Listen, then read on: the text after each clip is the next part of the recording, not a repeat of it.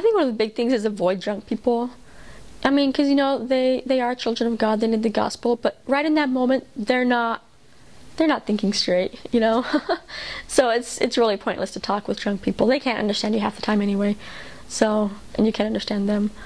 There was one time on the mission that I was actually scared for my safety, and it was with a drunk person who followed me off of the bus and wanted to know more about what we were talking about. So, you know, again, an interested guy, but not in his right mind. So we gave him a pass along and said, hey, call us later. He never did because he was drunk. You know, it's kind of hard to know what to do with them. But we were alone with him in an alley, and he was trying to take my companion's umbrella, getting a little physical with her. And so I actually did step between the two of them and just pushed them apart and said, you know, we want to talk to you later. We're going home. And so, you know, you just have to be really, really straight with them and, you know, avoid them as much as possible.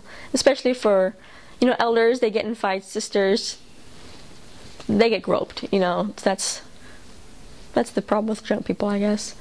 But yeah, just never find yourself alone with him. The dangerous situation about that was we were alone with him in an alleyway on our way home. You know, that's where we had to walk to get home. I think another safety issue is sometimes there will be guys who will follow you home. For example, in my first area, we had a guy who he was always where we were, around our apartment. He lived around there, so that's why he was there. But then after a while he got to know us, or he knew that we were, you know, he knew we would be around there often, and so he would follow us around a lot in our area.